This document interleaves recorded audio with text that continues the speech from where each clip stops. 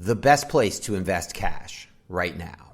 It's not all bad news in the financial markets this year. You can get 4% or more on your cash if you know where to look. And we're going to talk about all the best options right now.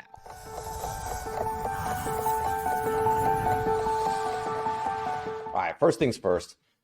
This is not financial advice. I don't even know you unless you're my mom. Hi, Mom. But just remember, I'm just a dude on the internet trying to teach you about money. So talk to your financial advisor before you do anything about it. Interest rates have been super low for a really long time, and that's made life really hard for anyone who wanted to earn a risk-free or low-risk type of fixed income style return. But those days are gone. Savers are no longer being punished. So the Fed's fighting inflation and they're raising interest rates, and that has hurt bonds and stocks along the way. But there's good news in this because the benchmark rates mean that all of the cash rates are also increasing. Let's back up for a second and talk about why banks pay interest in the first place.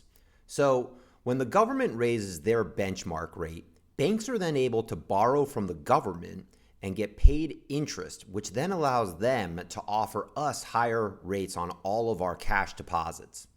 You can learn more about how this all works in our previous video, Why Do Banks Need Deposits? But the long and short of it is that banks want your deposits because they want you to be their customer so they can offer you other services.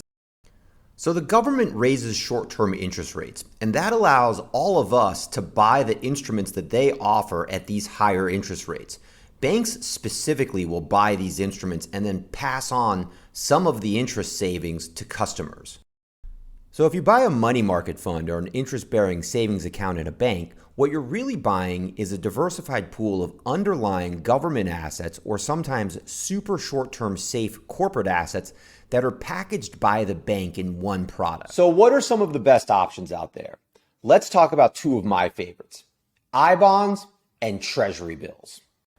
I-bonds are inflation bonds. So these are offered by the government currently at a 9.62% interest rate for purchases before October 28th.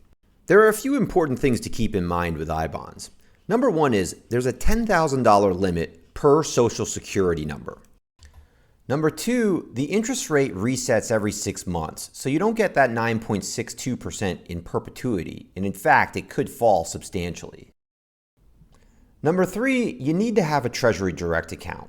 And then finally, number four, you have to hold the bonds for at least 12 months. And if you sell within 5 years, you lose the last 3 months of interest. Another great option that might offer a lot more flexibility is Treasury bills.